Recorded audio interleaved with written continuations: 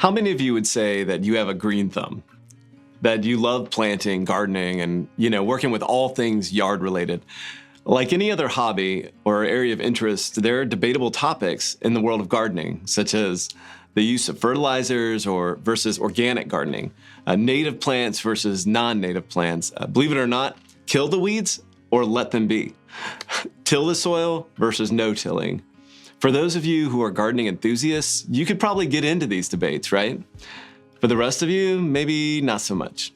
But whether you love gardening or don't know a geranium from a gardenia, one thing we all understand is the importance of roots. We can all agree that roots are vitally important to the health of any plant, tree, or flower. Roots hold plants in place, all the while carrying water and nutrients above the surface to the part of the plant that's in the sun. In short, roots are critical to the health of a plant. This is exactly what we're going to be talking about in this series for the next 5 weeks: planting and gardening. I'm just kidding. We are, however, going to talk about something that's a lot like the roots of a plant: identity. And for the purpose of this conversation, we're going to define identity like this. Identity is basically your view of you.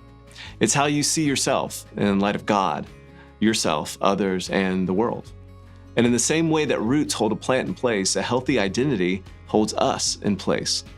When life isn't going the way we want, when people aren't acting how we think they should, when we don't feel great about ourselves emotionally.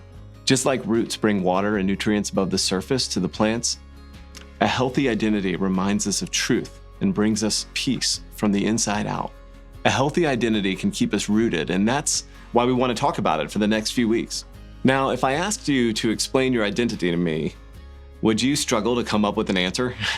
See, it can be challenging for us to know and understand who we are. And no matter our age or stage of life, it can sometimes feel like we're still trying to figure out exactly who we are. So what most of us do is look for something external to explain our identity. We may define ourselves by our careers, talents, influence, family, friends, or passions. We may shape our identity around being an artist, an advocate, spouse, or business leader. But cultivating an identity is challenging and takes work on our part. Think about it.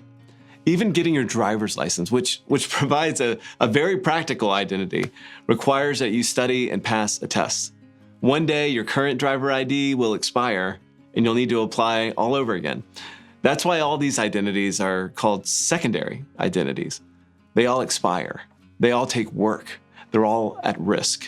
And if we use them to carry the full weight of our identity, they'll become terrible taskmasters. You can be an architect, someone who's passionate about the less fortunate, or someone who's all about loving yourself. These things are fine, but if you're looking for them to inform your primary identity, it can feel like you're on a never-ending hamster wheel. And that's because the identities we cultivate are ultimately secondary identities. I heard someone say about a mom of young kids, she gets all her identity from being a mom. I don't know what she's gonna do when those kids grow up. Now, being a parent is awesome. It's a gift from God, but it's still a secondary identity. I also heard a man talk about his dad who had recently retired after being with the same company for decades. This man said, "It's weird. Now that my dad has stopped working, it's like he's lost his identity." Chances are that's because his dad was looking to a secondary identity for his primary identity. What we want to do in this series is talk about our primary identity, an identity that's not in our hands. We don't get to define it, adjust it, enhance it, or alter it. This can be very difficult for some of us to accept. We all want control and independence. After all, we're very used to securing our secondary identity through, earning it, working for it. But our primary identity is one that we don't have to earn, keep, prove, or create. It's finished, permanent, and it can't be changed. And not only do we want to talk about it today, we want to be rooted in it. In the New Testament Gospels, there's an account of Jesus' life that was written by one of his disciples, John. John was most likely one of the youngest of the 12 when he started following Jesus. He also lived the longest. In the years following Jesus' death and resurrection, the culture in which the disciples lived was not very receptive to Christianity, making it dangerous to follow and share the gospel. But John managed to stay safe, making it to old age, although he was exiled and imprisoned. It's generally believed that John was an old man when he wrote the letter we're going to look at today, which means he knew that he was one of the last people alive who had actually walked and talked with Jesus. John knew that time was running short, and he was focused on making sure that people knew what God thought of them before the memory of Jesus faded. With that in mind, John wrote this: "See how very much our Father loves us, for he calls us his children, and that is what we are. But the people who belong to this world don't recognize that we are God's children because they don't know him."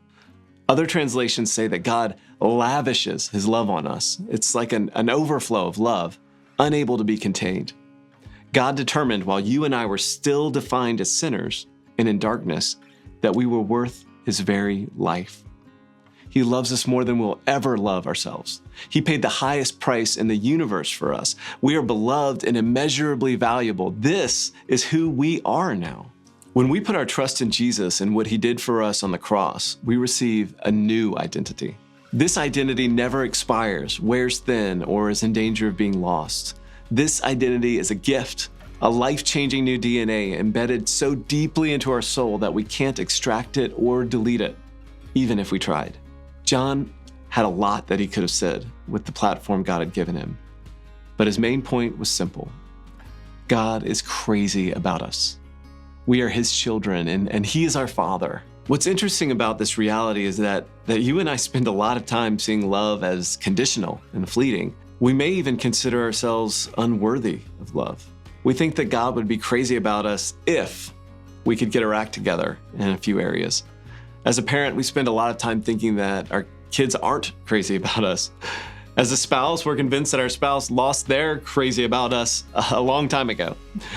As an employee, it's probably only on rare occasions that our boss, coworkers, or employers sing our praises. As an adult son or daughter, we've hyper-analyzed the little comments our parents have made about the way we live our lives or parent our kids.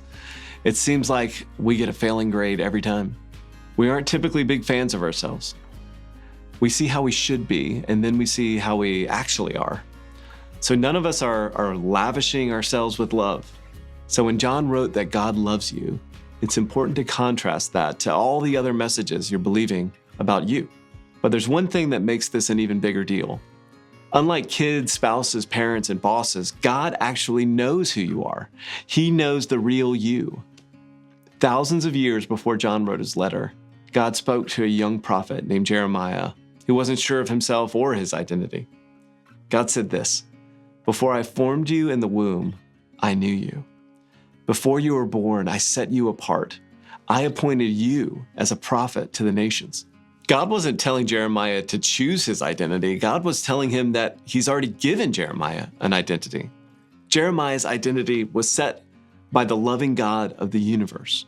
So when it comes to your identity, this is a good place to start. Let your Creator shape your view of you. Let the God who created every living thing get the first pick when it comes to deciding your primary identity. His message about you should have the most power. Otherwise, we'll be left to form a shaky, blurry view of who we are based on a secondary identity. God is constant. He isn't trying to sell you anything. He doesn't need you to get everything in order to feel better about himself.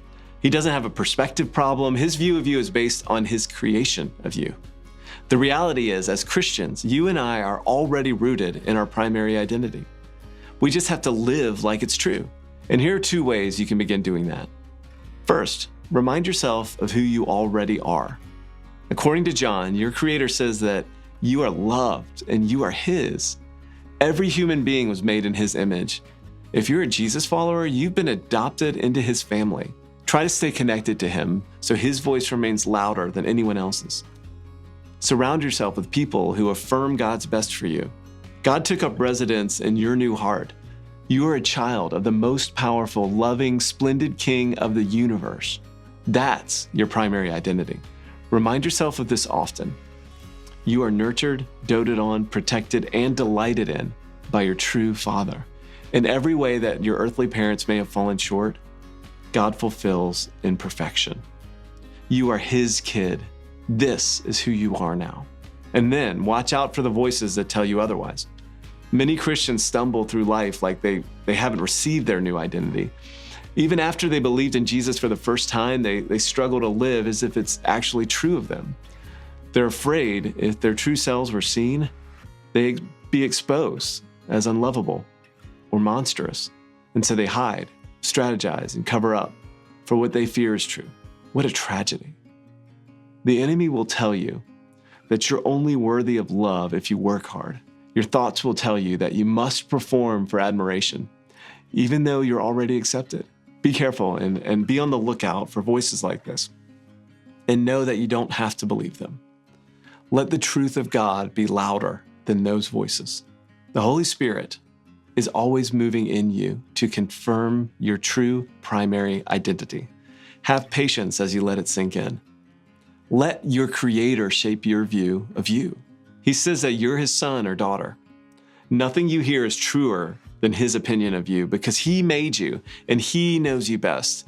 This identity means that you're no longer who you used to be, even on your very worst day.